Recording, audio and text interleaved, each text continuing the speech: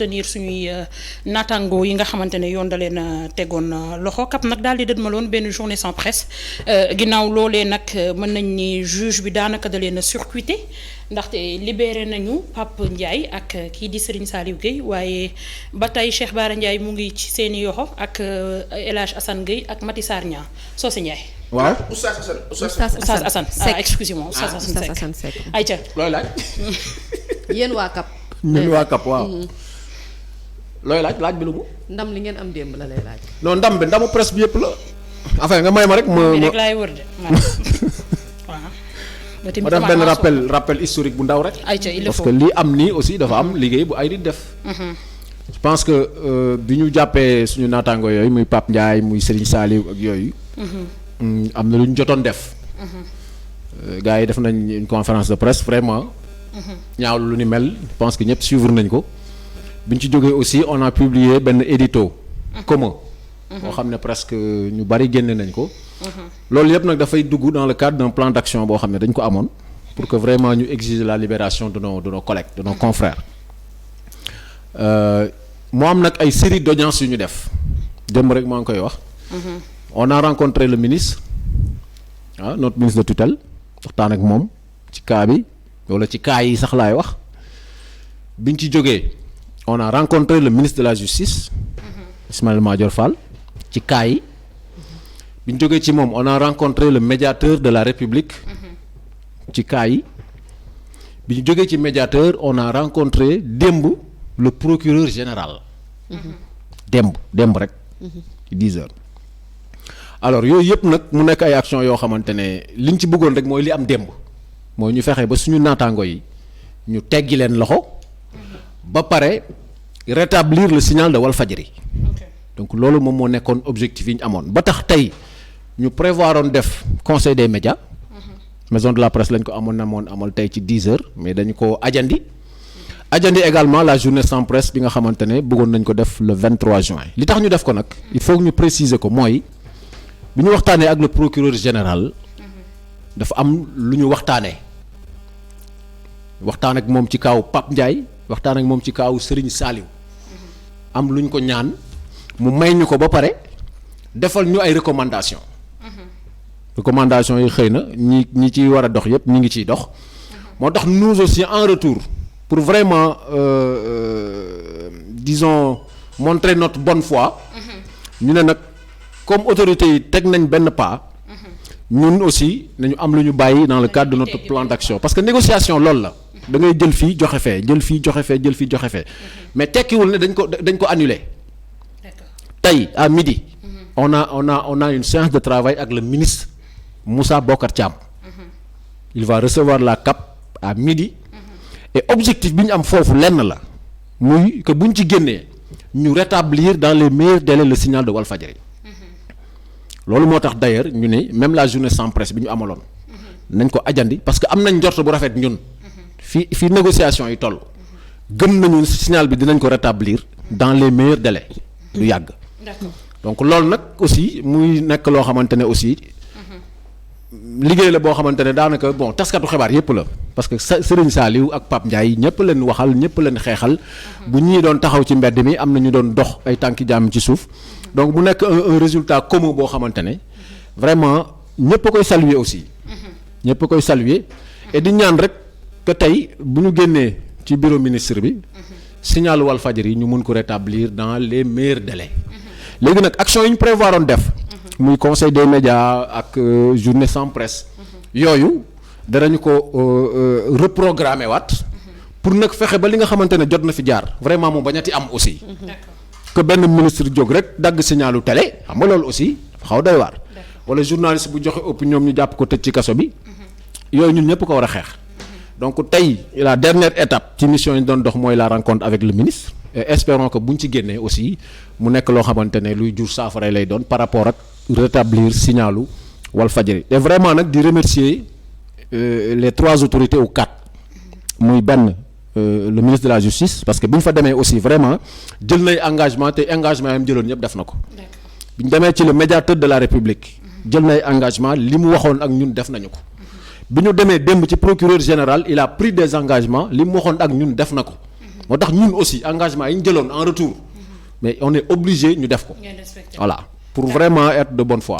d'accord voilà jërëjëf Socé ci rappel bi nga xamante ne mooy liggéey bi nga xam ni CAP def na ko pour ñu mën a libérer ñii di ci seen i ay naataango mais Baye Assane li ma bëgg a xam mooy CAP bu ñu yegsee fii rek daal di arrêté plan d'action yi nga xamante ne tëraloon nañ ko ngir mën a fexe ba presse bi liberté bi mu war a am mu am ko ci Sénégal ñu daal di koy bàyyi néganiku noonu laa ko mën a waxee parce que loolu la Socé leeral mais suñu tegee tuuti plan d'action yi nga xam ne moom lañ doon dëdmal est-ce que du wone ni ñoom dañoo am satisfaction ci li jot a am ak aussi le cas de Pape Alé est passé par là te biñ ci jógee am na yeneen yu gën a graaw yoo xam ni toftal nañ ko ci ndax arrêté affaire bi dina régler le problème de la presse en général. waaw déglu naa Ndiaye. CAP moom defe naa waa CORED ak waa CDEPS ak waa kii nu mu tuddati SYNPICS ak ñëpp a nga ci. man dama bokk ci ñi jàpp ne dañoo sax yéex a jóg.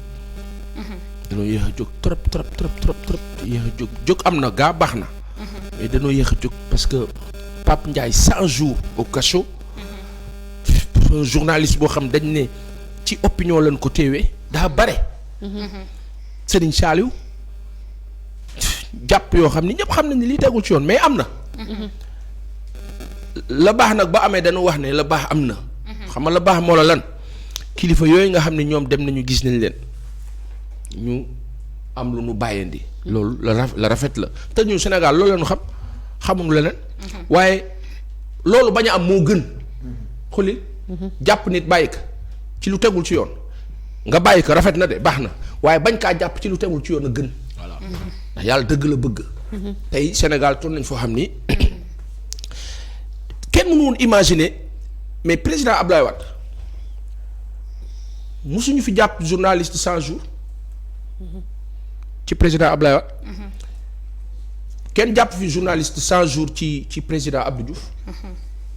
donc su amee nii y a problème léegi nag CAP kii Ndiaye décision bi ñu jël xulil ci la ñu tegoon naska ne dañ ciy dem parce que dafa am loo xam ne xeexu principe la du ma ne le fait ñu bàyyi ko baaxul naam d'accord ma ci waaye man kenn la man tojuma fenn parce que principe la c'est-à-dire que aujourd'hui même ci combat de principe boobu état bi dafa war a ànd ci loolu dafa war a ne ah oui c'est vrai que sur le principe et pour le principe vous avez raison c'est quelque chose boo xam ni la démocratie ne le permet pas parce que nangam oui wante lii nga xam ni am na ci Baye Alé koor nga laajte ko mu ñëw amaat empire amati heure bu ne kii ne nu bàyyi dafa toll nag foo xam ni presse sénégalaise xeex bi gën a efficient bi gën a am solo njaay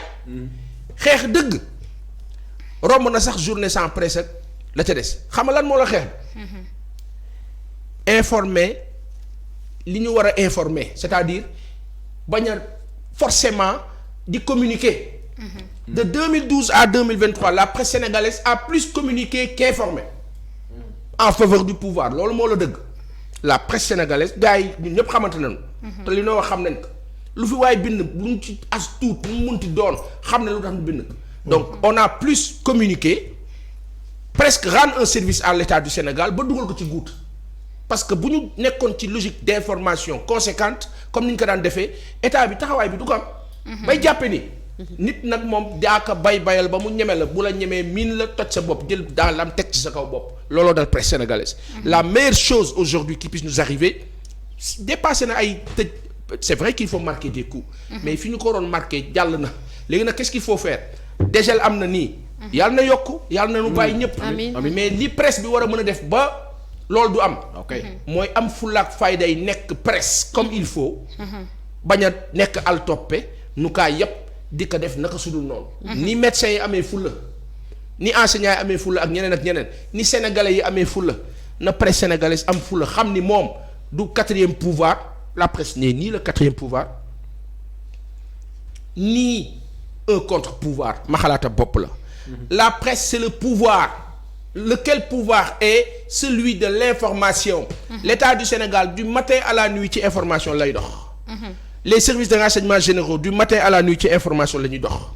xale bi def entrée en sixième nii jamono bii examen. information lañ ko jox. xamal ko lii moo la kopp lii moo la bouteille lii moo la lii c'est de l'info c'est de l'instruction. Cette information là des masses cette instruction des masses mooy rôle lu presse. Donc la presse c'est le pouvoir. Et ce pouvoir là du lu noo négocier ak lu noo bay ak lu noo kii day kaa def wala ñu de mu bañ ko def. loolu mooy xeex dëgg bi.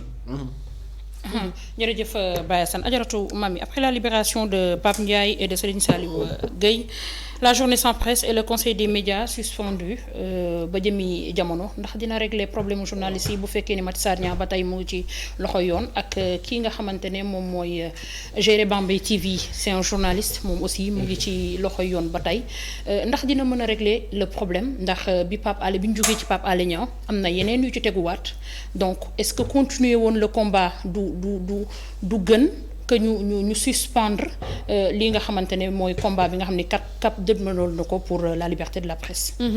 Merci beaucoup Nabou. jërëjëf Socé ak Papa Assane ci réflexion yu pertinente yi nga xamante ne analyser nañ ko par rapport ak décrispation bi am tuuti ci ñi nga xamante ne ñoom ñooy sunu mbokk journaliste yi di Pape Ndiaye. ak Serigne Saliou Gueye nga xam ne ñu ngi woon ci kaso gi ñu génne leen ñu war ne d'abord féliciter le travail de la CAP bi nga xam ne ànd nañ ci ak engagement quand même bu am solo. ak liggéey boo xamante ne nii jur na peut-être résultat yi nga xamante ne gis nañu ko tey. xëy na amaana bu nu amul woon taxawaay boobu tam taxawaay boobu sax mooy seenu wareef ndax bu ñu dajalee li nga xamante ne moom mooy structure yi nekk ci wàllu presse yëpp boole ko benn dooleel ko tuddee ko CAP moo am ci njabootam ñoo xamante ne ni dañoo nekk ci loxoy yoon li nga xam ne moom moo nekk combat bi justement moo nekkoon faire de telle sorte que ñoom ñu génn donc la libération de Pape Ndiaye la libération de Serigne Saliou fait beaucoup de bien à la presse mais fait beaucoup de bien également à la population parce que ay taskatu xibaar yoo xamante ne ñi dañ leen a bëgg dañ leen doon déglu dañ leen doon suivre te amaloon nañu njëriñ société bi donc c'est bien que ñu génn ci kaso bi c'est bien surtout que ci contexte bi ñu nekk ci période du tabaski ñu mën a rejoindre seenu famille mën a julli quand même ak ñi nga xamante ne ñoom ñooy seenu njaboot defe naa loolu itam acte bu important la et c'est bien pour ce travail qui a été fait laisse-moi aussi dénoncer parce que je l'ai fait hier automatiquement ci sama statut WhatsApp sama statut la c'est mon opinion personnelle par rapport à l'hypocrisie par rapport à l'hypocrisie de nos confrères yi nga xamante ne bi ñu annoncé la libération de Serigne Saliou et de Pape Ndiaye tout le monde s'est empressé d'aller écrire sur son statut alhamdoulilah boo xam ne man jàpp naa ne ci combat bi journalistes yi ko mën a bëriwul ci combat bi journalistes yi porté le combat de la libération de nos confrères bëriwuñu te xam nga xeex bi engagement bi bëri na mën nga koo def comme tu dis sur ce plan privé yow sa téléphone yaa ko moom mën na nekk ci bërëb bi ngay liggéeyee te foofu sax la ëppee sens mën na nekk ca télé ba nekk ca rajo ba nekk ci presse écrite bi mais on l'a dit ici pour le dénoncer nous tous ñi nekk ci plateau bi mooy ne constaté nañu dëgg-dëgg dafa am manque de solidarité boo xam ne dafa am ci biir corporation bi loolu itam bokk na ci li ñu jural li ñu dal nii tey xeex mbooloo bu ñu dajaloowul du xeex pour que ñu mën a am benn résultat bu probant dudul yomb mais malheureusement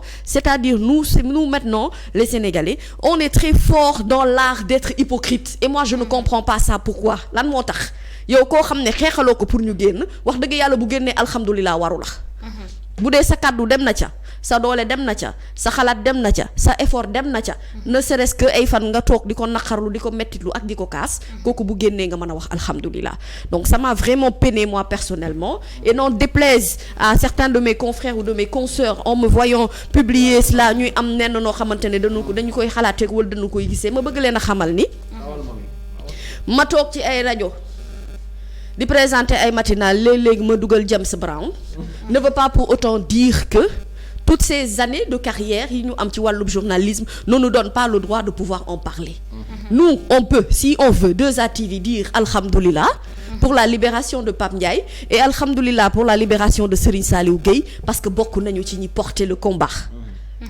léegi nag pour répondre à ta question et les précisions que Socé Ndiaye donne on le comprend parce qu'en termes de négociation aussi yow yaa xam lan nga waxtaan ak kilifa gi pour que bu ñu fa yeggee ñu mën mais man personnellement je l'ai dit et loolu ma doon naa ko ci kaawu Pape Alé cas yi dañ cee yokkati dëgg la ñaar ci ñoom bàyyi nanu mais am na ñoo xam ne même bu ñu nekkul ay taskatu xibaar ci njabootu presse la ñu bokk te ba tey ñu ngi ci kaso bi. tout à fait. te am na ci sax ay taskatu xibaar yu nekk ci kaso bi ba tey. ba tey effectivement. Mati Sarr ak yi nga limal leen. Oustaz Assane Seck kenn mënu koo génnee ci presse parce que mu ngi liggéey ci média bu tudd des médias. Baara Ndiaye mii kenn mënu koo génnee ci presse. mu ngi liggéey ci média bu tudd Walfadjri. donc famille média boobu noonu que ñu sant FM wala ñu sant TV. wala ñu sant ñaar fukk lay jar ak bu mu ci mënti doon ñëpp ay famille presse la ñu bokk. donc pour man tant que ñëpp génn guñu et tant que les autorités n'auront pas compris que dans un état démocratique il n'est pas normal que ñuy teg loxo taskatu xibaar wala kuy liggéey ci wàllum tasum xibaar et pour man même bu fekkente ne am na ay njuumte yu am ci wàllub liggéey dañu war koo mën a seetlu ndagam secrétaire bi tapé rapport moo mën a juum bañ koy corriger ne ko tapé waatal masama ki nga xam ne liggéeyam bi gën a metti mooy wax bind ak joxe xalaat mais il y a plusieurs moyens ñu mën a corriger les erreurs qui sont commises dans l'exercice de notre fonction sans pour autant que forcément mu nekk ay mesures yu radicales yu mel ni kaay ma tëj la ci kaso bi donc tant que loolu nag yeggaguñu fa pour man xeex bi warul jeex. C'est ça. ñoom ils ont compris très vite qu'une journée sans presse ne serait-ce que 24 heures serait fatale pour le gouvernement. Absolument. Pourquoi? Parce que Pa Assane l'a dit nous communiquons plus que nous n'informons. Socé Ndiaye l'a dit par rapport ak constat yi nga xamante ne presse sénégalaise bi mu ngi koy dund depuis un bon nombre de temps. Et dañu ne am mbir boo ca nekkee di xeex tant que amagoo totale satisfaction ci li nga bëgg lépp. waroo bàyyi mais nag li dala sama xel mooy ne.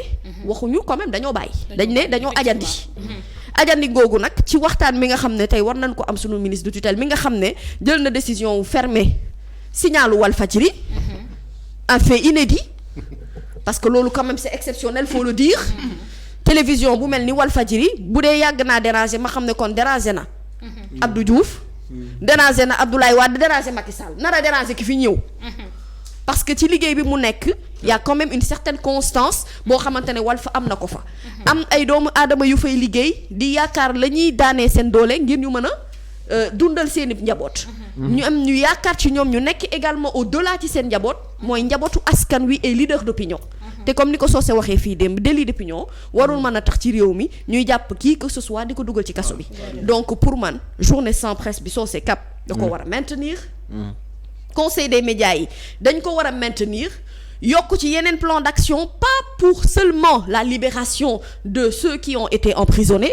mais au-delà de tout cela pour plus de considération vis-à-vis de la presse sénégalaise et ça c'est mon point de vue. surtout bu période de manifestation amee maanaam fitna bi on nga a xam ne vu ñu ngi beaucoup koy de teg ci violence yoo presse xam ne bi journalistes wax dëgg yàlla yi violence bu doy waar wala bu jéggi dayoo boo xam ne ñu ngi koy teg ci presse bi te loolu warul mën a am ndaxte bu ñu jëlee la presse étrangère mën leen protéger war nañoo mën a nag wax dëgg yàlla protéger suñu journalistes yi nga xamante ne liggéey rek lañ mën a def ba ci leeral yi am ci vidéo yi nga xamante ne jamono ji def na tour wër na àddina yeneen c'est la presse étrangère ñoo dénoncé loolu waaye fii ci Sénégal am na yu bëri ñeme woo ko ci def parce que boo ko defee wax dëgg yàlla boo xëyee doo gontu.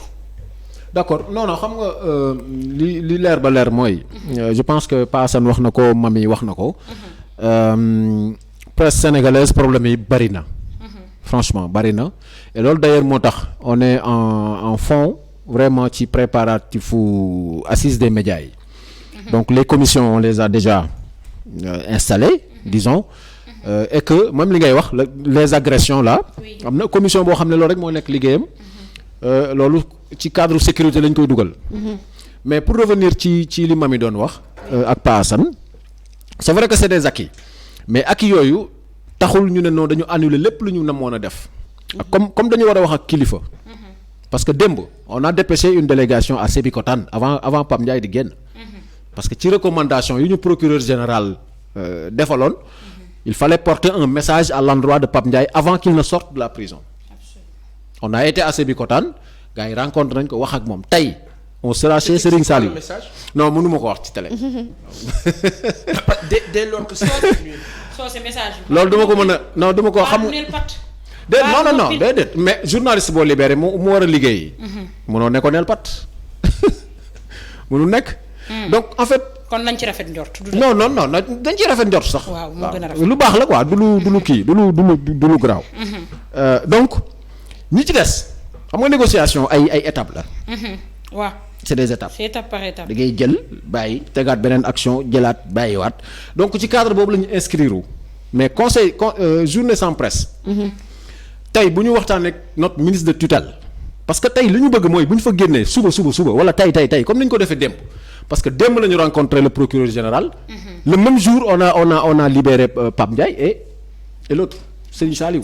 donc tey bëgg nañ bu ñu génnee dans le bureau du ministre. que tey le signal de Walf soit rétabli. loolu mooy l'objectif principal. léegi loolu bu jàllee toutes les actions qu'on aura à poser après. li Mamy Samb doon wax foofu lañ koy inscrire mooy fexe ba la presse mu gën a am considération gën a am respect les attaques yi ngay wax mu deñ de tout bord nag parce que la presse c'est des attaques venant de l'État mais c'est aussi des attaques venant de l'opposition. Absolument. Ça aussi il faut le reconnaître donc yooyu dafa war a arrêter mais lépp nag li ci ëpp solo xam nga mooy lan la solidarité. waaw d'accord. li kii wax man démb li ma gis ci ay taskatu xibaar ñu bind ay alhamdulilah jërëjëf te boo wootee activité sur le terrain on ne les voit pas. dañuy bañ. du ñu ñëw. nga baal ma soose waaye mbirum Pape Alé Niang sax da koy wone ndax ba ñu wootee ci maison de la presse daanaka. démb laa la ko nettali boo wàññee ña bokk ci presse dëgg bu ñu matee fukk ci la ñuy yem. donc xam nga solidarité yow kii Nabou. gis nga corps yëpp solidaire nañ. te ñun presse fekk amuñu cette solidarité. bi war ba nga xam ne ku laal Pa Assane ñëpp jóg donte d'accord ak Pa Assane ci li muy wax mais dès l'instant que yéen a bokk métier. mais on a l'obligation de le défendre. le principe. loolu principe la. donc solidarité boobu dafa war a mat. et que ñu éviter di jouer souvent le jeu des acteurs politiques. parce que on a comme l'impression que politiciens yi dañu dugal seen loxo bu baax ci tasum xibaar. il faut que nous acteurs des médias qu'on refuse cela. nañu rester du côté du peuple. wax ak peuple bi di yee peuple bi wax ak askan wi. parce que solidarité boobu parfois loolu mooy tax souvent du jàll. parce que da ngay gis ay médias yu tafu fii ñii tafu fee donc du coup pour nga dajale leen pour ñu xeex principe day jafe. la preuve Pape Alé bi ñu koy taxawal mais y a beaucoup de journalistes yoo xam ne ñëwuñu. combat bii ñu mëne ba am ce résultat là même si c'est peu. même si am na ñu des ñoo xam ne war nañ génn. mais am na ñoo xamante ne tey conseil des médias bi bu ñu ko teniroon doo leen fa gis. mais Mamy li mu wax li mu dénoncé dëgg la. wax na dëgg. laay démb ne tulleeg màlle. elle a raison te sëñ Saliou Guèye man dama jàpp ne ci ñi yu gën a ñàkk a xeexal ci la bokk. te sëñ Saliou Guèye amul ku mën a toog Sénégal ne du journaliste. xoolal aussi ñu wax ci carte. démb laa ko wax fii démb presse bi nga xamante ne donte lu baax la. waaw ndax war nañoo ràññatle ku bokk ci yéen ak ku bokkul ci yéen. lu normal la carte bi autorité waaye nag. carte bi soose dama lay wax carte bi soose waaw. carte presse waruñu ko xeexee. foofu laa jëm. te dafa mel ni arme la gën a nekk que dispositif boo xam ne dañ koy teg. pour mën a ràññatle ku journaliste ak ku comprendre naa baax li ngay wax. foofu deux niveaux de responsabilité la. oui. d'abord nous les journalistes. nañ dem wuti carte presse muy benn. mooy dëgg loolooy dëgg. beneen bi mooy. le processus n'est pas terminé. il faut que autorité bi comprendre loolu. d'accord processus bi mais jeexul loo xam ne processus am jeexul. mais mënoo ci jàpp nit. akay dëgg. fii ñaata journaliste ñoo fi am carte de presse ñaata journaliste ñoo fi amul carte de presse ba pare di ko exercer mais parce que le processus n'est pas terminé. fekk processus bi terminé wuñu ko. mais quand même. tey mënuma comprendre ñu jàpp sëñ Saliou parce que amul carte de presse. kan moo leen wax ne moment yañ koy jàpp amuloon ambition le lendemain mu dem déposer pour am la carte. effectivement donc présomption d'innocence dafa war a am foofu. donc autorité bi foofu dafay juum. waruñ ko exiger. di ci jàpp ay nit fekk processus bi jeexul te ba tey jii nee naa la journalistes yi ñu ngi déposé boo demee maison de la presse ca commission ba seen salle ba mais dossiers yi nii lañ koy teglee. walla dana tegloo moos comme jàpp. léegi ki nga xam ne yóbbu na dossier am carte am génnagul nga jàpp ko ne ko amoo carte de presse. loolu aussi et loolu on en a discuté avec le ministre de l'intérieur. avec même le ministre de la justice Ismaïla Madior Fall bi ñu toogee ak moom. wax nañ ko ko. mais ko nag arrestation yi yoo xam ne dañ ko lal rek ci am nga carte de presse. mais il faut que ça cesse. il faut au moins attendre que le processus soit terminé. jërëjëf il le faut. mais jërëjëf Ndiaye mais nañ gën a solidaire aussi. Ndiaye dafa mel ni nii dañ ngay gën a solidaire de ñun suñu biir. Baye Assane maa ngi ñëw léegi comme ça ñu dem très rapidement ci ponk bu njëkk bi waaye yow ndax nii ngay waxee moom la ñeneen ñi bokk ci CAP moom la ñuy waxee soo sa yow. non ngaa jógee Gossas ñëw mbir yi rek lewu ndax tu yaay tapé sur la table. non xam nga CAP nag kaay wax la xam nga contrairement ak li Moussa Bocar Thiam xalaat. parce que son texte là le Sénégal doit avoir une presse responsable. dans la presse y a que des gens responsables. Absolument. Sincèrement. moom bu ko méngalee ak chiffres yi mu génne woon rek. lim nombre de cartes de presse yi ñu joxe plus de 1600. lim nombre de sites internet yi plus de 300. lim nombre de rajo yi lim nombre de télévision yi. sepp ci Walfadjri loolu rek moo koy wan ne ko la presse est responsable. bu ne woon ñoom ñëpp a yem ñu mën a wax.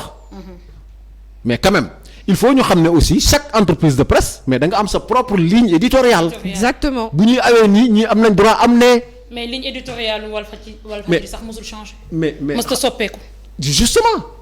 justement donc loolu warul nekk argument bu valable pour topp nit wala pour tëj signalu nit. ñun li ñuy ñaan mooy vraiment lii yëpp buñ ci génnee. acteurs des médias yëpp nag ñëpp muy Baara Ndiaye ak keneen ak keneen ñu bàyyi la ñu ñibbi et que nag ñu taxawaay boo xamante ne dañuy exiger le respect et la considération de tous bords nag laa wax de tous bords du pouvoir comme de l'opposition. Voilà. D'accord jërëjëf Baye Assane nga ni. dama bëgg wax benn affaire.